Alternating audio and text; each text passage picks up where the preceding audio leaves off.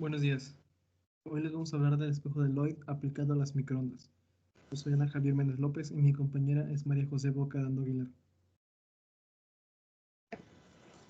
El objetivo de este experimento es obtener la longitud de onda mediante un método gráfico con ayuda de la ecuación de interferencia destructiva, conociendo el camino óptico que siguen las ondas de microondas en el arreglo experimental y la relación con los órdenes de interferencia.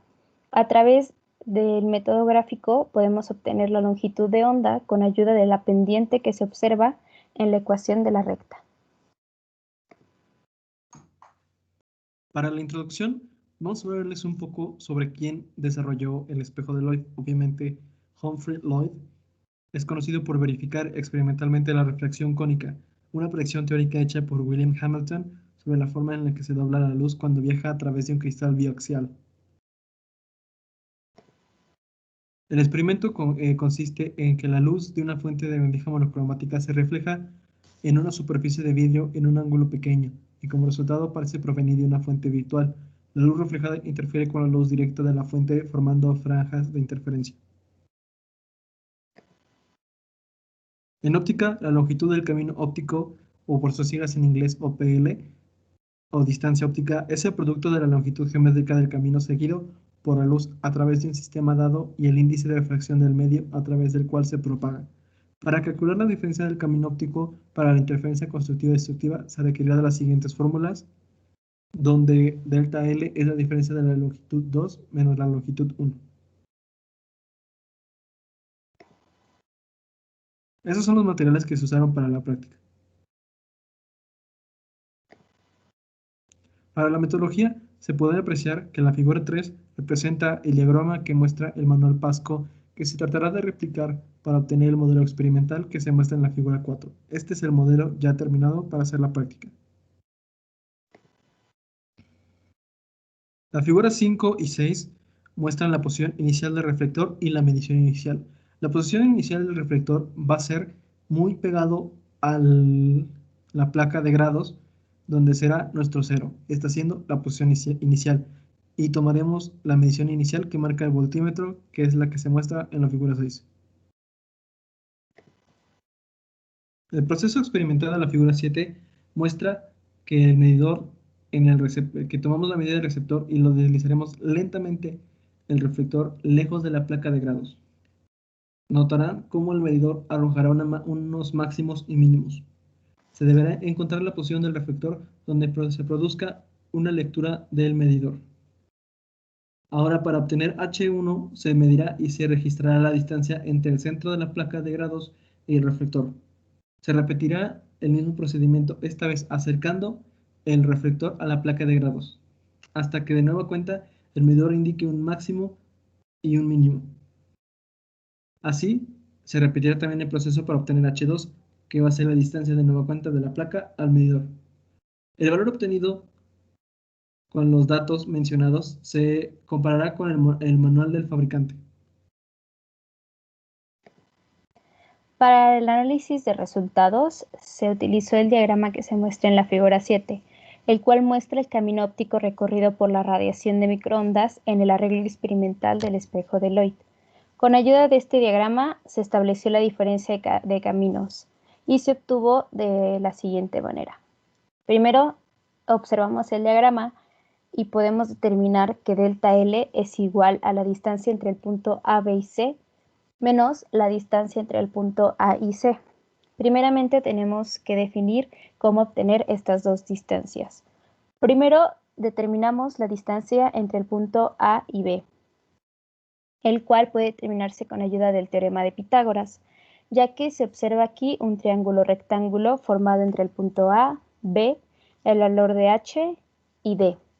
Y siguiendo el teorema de Pitágoras, nosotros podemos obtener la distancia de la siguiente manera, que es la raíz cuadrada de h al cuadrado más de 1 al cuadrado. Por otro lado, la distancia entre el punto B y C se obtiene de la misma manera, usando el teorema de Pitágoras, ya que observamos un triángulo rectángulo entre el punto B, C, D1 y H, el cual podemos calcular esta misma distancia de la misma forma que se calculó la distancia entre el punto A y B. Por lo tanto, podemos determinar que la distancia entre el punto A, B y C se puede obtener de la siguiente forma, que es simplemente multiplicando por 2 el valor ya mencionado aquí en LAB. Por otro lado, para obtener la distancia entre A y C, simplemente multiplicamos de 1 por 2, ya que podemos observar que está conformada esta distancia por D1 y D1. Al nosotros sustituir estos valores mencionados anteriormente, obtenemos que la diferencia del camino óptico se puede obtener de la siguiente manera. Simplemente sustituimos los parámetros determinados anteriormente, obteniendo así la siguiente fórmula, cuya propagación de error es la siguiente, que se puede observar en estas dos fórmulas.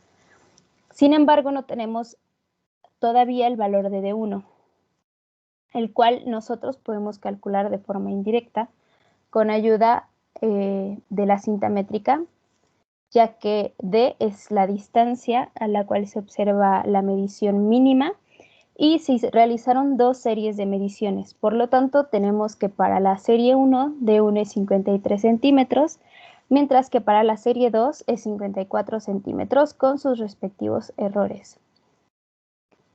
Una vez que se establecieron estos valores, nosotros podemos proceder al método gráfico realizado. Con ayuda de la ecuación de interferencia destructiva en términos de la diferencia de camino óptico, podemos realizar un cambio de variable, en el cual podemos asignar la variable de y al valor de delta L, m, que es el valor de la pendiente, a lambda, y x podemos asignarle a 2m más 1 sobre 2. Una vez que establecimos estos parámetros, podemos realizar una tabla con las m's, que como estamos hablando de interferencia destructiva, va a ir de 1 medio a 25 medios, h, que se calculó de la manera en la que se menciona en la metodología, con sus respectivos errores. Delta L se calcula con ayuda de las ecuaciones mencionadas anteriormente, con su respectiva propagación de error.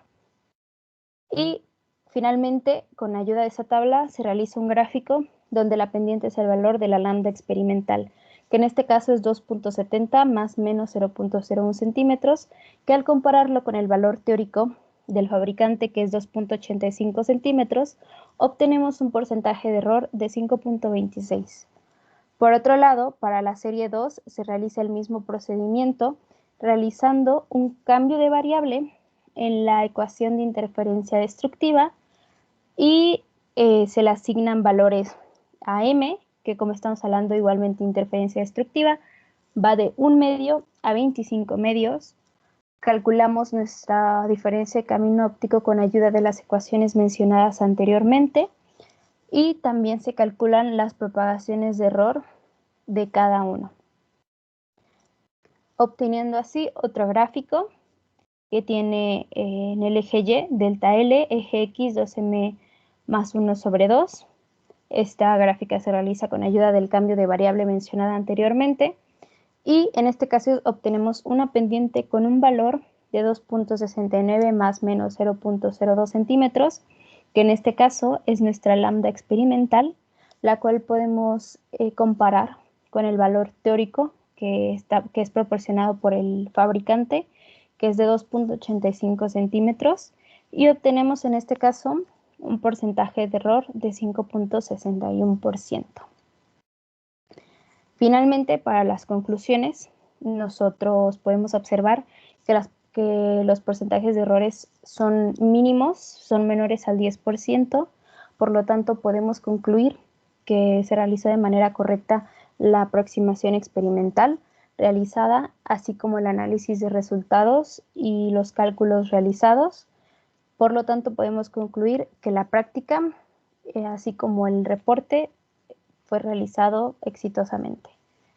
Y finalmente, tenemos nuestras referencias que ocupamos para realizar nuestro reporte. Muchas gracias.